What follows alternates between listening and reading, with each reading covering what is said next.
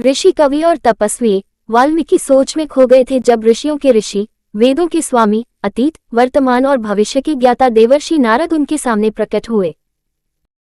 नारद द्वारा उनकी परेशानी का कारण पूछे जाने पर वाल्मीकि ने इस प्रकार कहा, हे नारद, वैदिक विद्या के स्वामी और देवताओं के दूत, मैं चीजों की प्रकृति पर विचार कर रहा हूँ और सोच रहा हूँ कि क्या इस दुनिया में कोई है जिसके पास है पूर्ण मनुष्य के सभी गुण।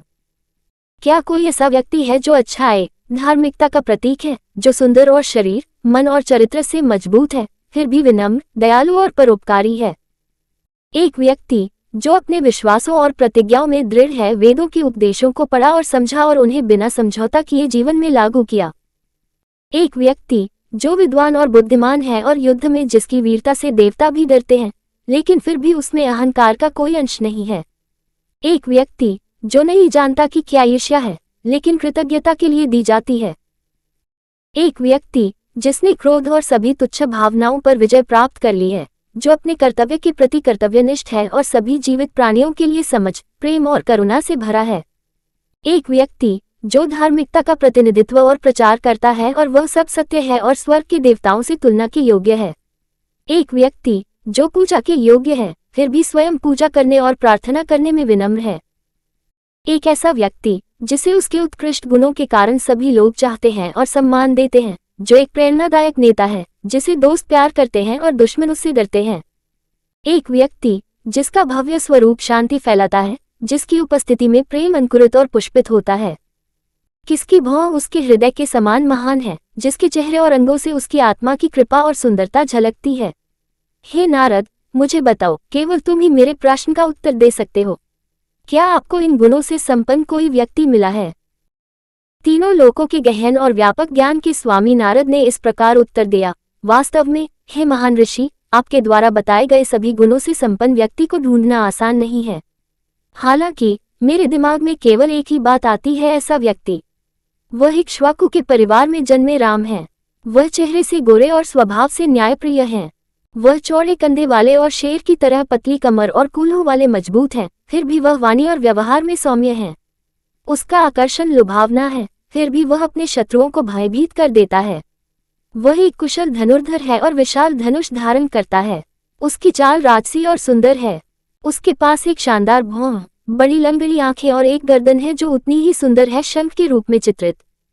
वह विद्वान और बुद्धिमान है, शास्त्रों, विज्ञान और सभी कलाओं और शिल्पों में पारंगत है, फिर भी घमंडी या व्यर्थ नहीं है। वह धर्म का रक्षक और अवतार है जो प्रशंसा के सभी गुणों से संपन्न है, फिर भी वह अधीर नहीं है अपने से कम संपन्न लोगों के साथ या उनका तिरस्कार करता है। वह मनुष्यों और राजाओं के बीच एक राजकुमार है, फिर भी अपनी प्रजा का सेवक और प्रिय है। वह विष्णु के समान शक्तिशाली और वीर है, धर्म के समान सत्यवादी है, कुबेर के समान उदार है और हिमालय के समान दृढ़ है और उसका मुख चंद्रमा के समान शांत है। पुत्रवधू कर्तव्य के पालन या बड़ों के प्रति सम्मान में कोई भी उसकी बराबरी नहीं कर सकता। प्रेम उसके व्यक्तित्व से निकलता और चमकता है और उसकी गहराई सागर के बराबर है। उनका धैर्य धरती माता की तरह अपार है, फिर भी अगर उनका क्रोध भड़का तो प्रलयनकारी होगा। सचमुच उसका प्रतिद्वंद्वी कोई नहीं है। वह राम है, सभी गुणों के प्रतिमान, अपनी मां कौशल्या के लिए प्रसन्नता और गौरव। उनके पिता अयोध्या के राजा दशरथ को भी अपने पहले बच्चे की पूर्णता पर खुशी हुई और उन्होंने सही ही उसे अपना उत्तराधिकारी चुना। लेकिन जब राम के युवराज के रूप में अभिषेक की तैयारी चल रही थी, तब उनकी सौतेली मां कैकेयी को उन 2 वरदानों की याद आई जो उन्हें दिए गए थे, लेकिन राजा दशरथ द्वारा लंबे समय तक भुला दिए गए थे। उन्होंने मांग की कि पहले वरदान की पूर्ति के लिए राम को 14 वर्ष के लिए वनवास दिया जाए और दूसरे वरदान की पूर्ति के लिए राम के स्थान पर उनके अपने पुत्र भरत को उत्तराधिकारी घोषित किया जाए। अपने दुष्ट वचन के जाल में फंसकर दशरथ कैकेयी की इच्छा के आगे झुके बिना नहीं रह सके और उन्होंने राम को 14 वर्ष के लिए अपने जीवन का आनंदमय वनवास दे दिया। अपनी सौतेली मां को खुश करने और अपने पिता के वचन को कायम रखने के लिए कर्तव्यपरायण पुत्र ने बिना किसी विद्वेष के अपने पिता की इच्छाओं को पूरा किया और 14 वर्ष निर्वासन में बिताने के लिए सहमत हो गया। राम के समर्पित भाई लक्ष्मण ने उनके साथ वनवास में जाने का फैसला किया। राम की सुंदर पत्नी सीता, योग्य जनक की बेटी, एक अतुलनीय गुणी महिला, स्वयं देव माया के रूप में अद्वितीय, भी अपने स्वामी के साथ वनवास में उसी प्रकार चली जैसे रोहिणी चंद्रमा के पीछे चल रही थी। जैसे ही वह महान जोड़ा लक्ष्मण सहित बाहर निकला, अयोध्या के लोगों की भीड़ उनके चारों ओर उमड़ पड़ी और वे उस रथ के साथ साथ चलने लगे जो उन्हें ले जा रहा था। अपने पुत्र से अलग होने में असमर्थ राजा दशरथ भी अपने दल के साथ बहुत दूर तक चले।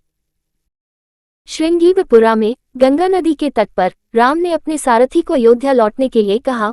उन्होंने वनवास की पहली रात निषाद के राजा गो के साथ बिताई, जिनकी मदद से प्रसिद्ध यात्रियों ने कल शक्तिशाली गंगा को पार किया। फिर उन्होंने राज्यों को पार किया, कई जंगलों से होकर गुजरे और कई घाटों, झरनों और शक्तिशाली नदियों को पार किया और अंत में ऋषि भारद्वाज की सलाह पर चित्रकूट पर्वत पर आए और अपने लिए दोमट और पत्तियों से एक झोपड़ी बनाई। यहाँ प्रकृति के बीच वे देवताओं और गंधर्वों के समान आनंद और खुशी में रहते थे। दशरथ अपने प्यारे बेटे से अलग होने की पीड़ा को सहन करने में असमर्थ थे और दुख में उनकी मृत्यु हो गई। दरबार के पुजारी वशिष्ठ, जिन्होंने तब अन्य ब्राह्मणों के साथ मिलकर भरत को राजा बनने के लिए प्रार्थना की, भरत को, जो उस समय अपने मामा युधाजित के साथ थे, अयोध्या वापस बुला लिया। लेकिन भरत को राज्य पर शासन करने की कोई इच्छा नहीं थी और वह उस सम्मान को अस्वीकार करने पर अड़े हुए थे जिसे उन्होंने अधिकारपूर्वक राम का ही माना था। इसके बाद ये योग्य राजकुमार चित्रकूट पर्वत की ओर चल पड़ा। जब भरत राम के निवास पर पहुंचे तो वह अपने भाई के चरणों में गिर गए और अपने साथ हुए अक्षम्य अपराध के लिए क्षमा मांगी और उन्हें अयोध्या लौटने और सिंहासन पर बैठने के लिए कहा। लेकिन पुण्यात्मा राम ने अपने पिता के वचन से बंधे हुए मुकुट और राज्य को अस्वीकार कर दिया। इसके बजाय उन्होंने भरत से अपने पिता द्वारा अपनी मां को दिए गए वचन को निभाने का आग्रह किया। लेकिन भरत अपने संकल्प पर दृढ़ रहे। उन्होंने अपनी संप्रभुता के लिए राम की पादुकाएं मांगी और राम के नाम पर शासन करने के लिए अयोध्या लौट आए। जो कुछ वह करना चाहते थे उसे हासिल न कर पाने से निराश भरत ने फिर भी अपने नेक भाई के पैर छुए और उनकी इच्छाओं को स्वीकार किया। केवल राम के साथ अयोध्या में प्रवेश करने की शपथ लेते हुए उन्होंने राम की पादुकाएं नंदीग्राम में सिंहासन पर रख दी, जहां से उन्होंने अपने धर्मी और दृढ़ भाई के नाम पर शासन किया और उत्साहपूर्वक उनकी वापसी की प्रतीक्षा की। इस डर से कि अब भी अयोध्या के लोग चित्रकूट में उनके पास आएंगे, राम ने दंडक वन में जाने का फैसला किया, जो राक्षसों से पीड़ित था। दंडक वन में प्रवेश करने पर राम का पहला कार्य राक्षस विराट का वध करना था। इसके बाद उन्होंने सर्वभंग, सुतीक्ष्ण और अगस्त्य ऋषियों से मुलाकात की। अगस्त्य से भगवान इंद्र का शक्तिशाली धनुष, 2 तरकश जो कभी न खत्म होने वाली संख्या में तीर दे सकते थे और एक सुंदर तलवार प्राप्त करने पर राम को अत्यधिक खुशी हुई। जैसे ही राम दंडकारण्य की सुंदर और प्रचुर प्रकृति के बीच बस गए, ऋषि मुनि उनके पास अनुरोध लेकर पहुंचे। उन्होंने राक्षसों के हाथों अपना उत्पीड़न खत्म करने के लिए राम से विनती की। उसने उन्हें इन बुरी ताकतों की पीड़ादायक उपस्थिति से छुटकारा दिलाने का वचन दिया। राम और लक्ष्मण ने सबसे पहले राक्षस स्त्री शूर्पणखा, जो रावण की बहन थी, को विकृत किया, जो जनस्थान में रहती थी और जिसके पास इच्छानुसार अपना रूप और आकार बदलने की शक्ति थी। अपने साथ हुए इस अपमान से क्रोधित होकर शूर्पणखा ने खर, दूषण और राक्षसों को मना लिया। त्रिशिरा अपने राक्षसों की भीड़ के साथ राम के खिलाफ मार्च करने के लिए, लेकिन राम ने उन सभी का विनाश कर दिया और जनस्थान को 14,000 राक्षसों से मुक्त कर दिया। राक्षसों के वध की बात सुनकर रावण क्रोध से जल उठा और उनकी मृत्यु का बदला लेने पर उतारू हो गया। उन्होंने राक्षस मारीच की सहायता मांगी, जिसने रावण को उसके उद्देश्य को पूरा करने से रोकने की पूरी कोशिश की, ये कहते हुए कि शक्तिशाली राम को चुनौती देना उसके लिए दुर्भाग्य के अलावा कुछ नहीं होगा। लेकिन अपने भाग्य और क्रोध से आहत रावण ने न तो मारीच की चेतावनी पर ध्यान दिया और न ही उसकी सलाह पर। इसलिए जादू मंत्र और भ्रम के स्वामी मारीच रावण के साथ राम के आश्रम में गए। मारीच की कला की मदद से उन्होंने दोनों राजसी भाइयों को अपने निवास से दूर ले जाने का लालच दिया। फिर उन्होंने बाजों के राजा जटायु को मार डाला और सीता को उठा ले गए। मरते हुए जटायु से जब राम को अपनी पत्नी के अपहरण के बारे में पता चला तो वे बहुत दुखी हुए और जोर जोर से विलाप करने लगे। फिर उन्होंने जटायु का अंतिम संस्कार किया और सीता की खोज में निकल पड़े। सीता की खोज करते समय राम की मुलाकात राक्षस कबंध से हुई, जो वास्तव में कुबेर का पुत्र था और उसे राक्षस बनने का श्राप मिला था। राम ने युद्ध में कबंध को मार डाला और फिर उसका दाह संस्कार किया ताकि उसकी आत्मा स्वर्ग जा सके। स्वर्ग जाने से पहले कबंध ने राम को अपनी भक्त, दुर्लभ तपस्वी महिला सबरी से मिलने की सलाह दी। तेजस्वी राम, अपने शत्रुओं का निर्मम विनाशक, सदैव अपने भक्तों की भक्ति के प्रति विनम्र रहते थे। उन्होंने सबरी के आश्रम का दौरा किया, जहां उनका पूरे सम्मान और उचित सम्मान के साथ स्वागत किया गया। सबरी का आश्रम छोड़ने के बाद राम की पंपा नदी के तट पर एक वानर हनुमान से मुलाकात हुई, जिन्होंने राम को सुग्रीव से मिलवाने की पेशकश की। हनुमान की सलाह पर राम वानरों के राजा सुग्रीव से मिलने और मित्रता करने के लिए सहमत हुए। राम ने उन्हें और हनुमान को अपनी कहानी और अपनी प्रिय पत्नी सीता के अपहरण के बारे में बताया। अग्नि के देवता की उपस्थिति में सुग्रीव ने राम के साथ मित्रता का समझौता किया और उन्हें अपने बड़े भाई वनारस के शक्तिशाली राजा बाली के साथ अपने झगड़े की कहानी बताई। राम ने बाली को मारने की प्रतिज्ञा की, लेकिन सुग्रीव बाली को मारने के लिए राम की शक्ति से आश्वस्त नहीं थे और उन्होंने राम को बाली की शक्ति और शक्ति का वर्णन किया। राम की शक्ति का परीक्षण करने के लिए उन्होंने दुंदुभी के कंकाल अवशेषों के विशाल ढेर की ओर इशारा किया। राम मुस्कुराए और अपने बड़े पैर के अंगूठे से अवशेषों को 10 योजन दूर फेंक दिया। फिर उसने एक तीर छोड़ा जो 7 साला पेड़ों को भेद गया, एक पहाड़ी को तोड़ दिया, यहाँ तक कि पाताल लोक रसातल में भी प्रवेश कर गया और बिना किसी नुकसान के अपने तरकश में लौट आया। अब राम की शक्ति के प्रति आश्वस्त सुग्रीव उन्हें किष्किंधा शहर में ले गए, जो एक बड़ी गुफा में थी। नगर में पहुंचने पर वानरश्रेष्ठ सुग्रीव, जिसका सोने के समान चमकीला पीला कोट था, ने राजा बाली को तब तक दहाड़ते हुए चुनौती दी जब तक वह प्रकट नहीं हो गए। बाली की पत्नी तारा ने अपने पति को सुग्रीव की चुनौती स्वीकार करने से रोकने की व्यर्थ कोशिश की, क्योंकि बाली और सुग्रीव युद्ध में जूझ रहे थे। राम ने अपना तीर चलाया और बाली को मार डाला। इस प्रकार उन्होंने सुग्रीव से किया हुआ वादा पूरा किया।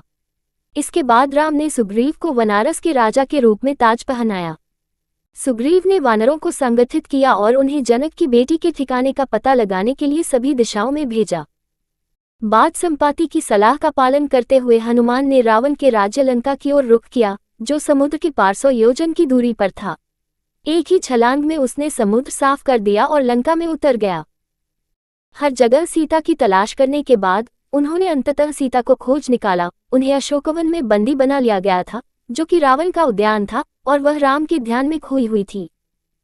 जब सीता को हनुमान की उपस्थिति के बारे में पता चला, तो उन्होंने पहचान के प्रतीक के रूप में उन्हें राम की अंगूठी सौंप दी और जो कुछ भी हुआ था उससे उन्हें अवगत कराया। वैदेही को सांत्वना देने और उसकी आशाओं को पुनर्जीवित करने के बाद हनुमान ने अशोकवन छोड़ दिया।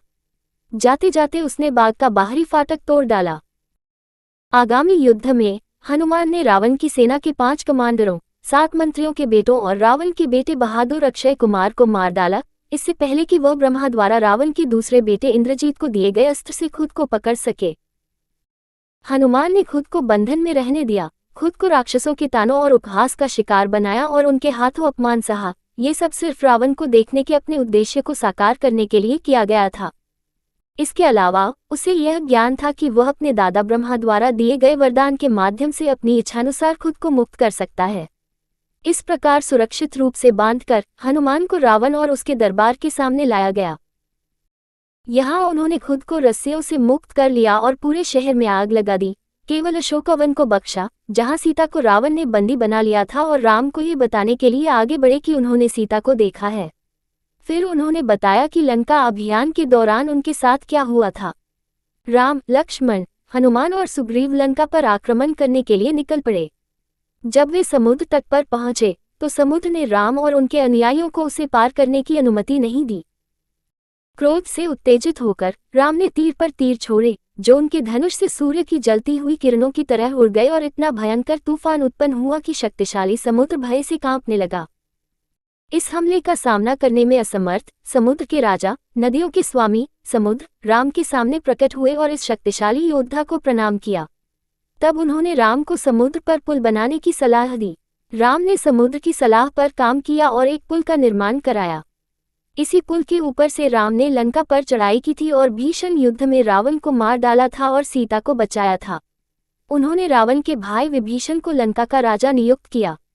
हालांकि अब सीता के साथ एकजुट होने पर राम नाखुश थे, क्योंकि उन्होंने एक महिला जो इतने लंबे समय तक दूसरे के घर में रहती थी की शुद्धता पर सवाल उठाया था। संदेह के कारण उन्होंने सीता से कठोर शब्द कहे। जनक की यह गुणी और पवित्र पुत्री अपनी बेगुनाही साबित करने के लिए अग्नि की जलती हुई आग में कूद गई और सुरक्षित बाहर आ गई। इस प्रकार सीता की धर्मपरायणता के बारे में अग्नि की गवाही से आश्वस्त होकर राम ने सीता को अत्यधिक खुशी के साथ स्वीकार कर लिया। तीनों लोकों के सभी चेतन और निर्जीव प्राणी सभी देवता और ऋषि रावण के पतन पर प्रसन्न हुए और राम की पूजा की। राम ने जो ठाना था उसे पूरा करके राहत महसूस की और खुश हुए। देवताओं ने उन पर वरदानों की वर्षा की। इन वरदानों के साथ उन्होंने युद्ध में गिरे सभी बंदरों को जीवित कर दिया और अपने रास्ते पर आगे बढ़ने से पहले भारद्वाज के आश्रम में कुछ देर रुकते हुए दिव्य उड़ने वाले रथ पुष्पक में नंदीग्राम वापस चले गए। विरासत में रहते हुए राम ने अपने घर वापसी की सूचना देने के लिए हनुमान को अपने दूत के रूप में भरत के पास भेजा। नंदीग्राम पहुंचने पर निर्दोष और महान राम और उनके भाइयों ने तपस्वी के रूप में अपने जीवन के अंत का संकेत देने के लिए अपने उलझे हुए ताले काट दिए। राम अयोध्या के राजा बने और सीता को अपनी पत्नी के रूप में राज्य किया। इस प्रकार राम को अपनी पत्नी और अपना राज्य पुनः प्राप्त हो गया। राम को राजगद्दी पर बैठा देख सारी दुनिया खुश हो गई। संतुष्ट लोगों ने धार्मिकता का मार्ग अपनाया और ताकत से ताकत की ओर बढ़ते गए। जल्द ही जैसे ही अधर्म खत्म हुआ और धर्म फला फूला, अयोध्या के लोगों को अब अभाव, बीमारी या किसी भी मानसिक या शारीरिक पीड़ा की याद नहीं रही जिसने उन्हें पहले परेशान किया था। राम के शासन के दौरान सूखा और बाढ़, अकाल और मौतें, चोरी और लूटपाट अज्ञात थी। स्त्रियां पवित्र, वफादार और कभी विधवा नहीं होती थीं। खेतों में भरपूर फसल पैदा हुई और कहीं भी, न शहरों में और न ही गांवों में, किसी भी प्रकार की कोई कमी महसूस नहीं हुई। ऐसी थी राम के राज्य की महिमा। नारद ने ये कहते हुए अपना कथन समाप्त किया कि राम ने सैकड़ों अश्वमेध किए, शास्त्रों के अनुसार ब्राह्मणों को सैकड़ों हजारों गायें उपहार में दी, 100 गुना अधिक शाही राजवंश की स्थापना की और 4 जातियों को अपना अपना काम करने के लिए नियुक्त किया। 11,000 वर्षों तक शासन करने और पृथ्वी पर धर्म का शासन स्थापित करने के बाद राम ब्रह्मलोक लौटेंगे। राम की कहानी वेदों के समान ही कल्याणकारी है और जो कोई भी इसे पढ़ेगा या सुनेगा वह अपने पापों से मुक्त हो जाएगा, पृथ्वी पर एक लंबा और खुशहाल जीवन जिएगा और स्वर्ग में जगह पाने का आश्वासन देगा।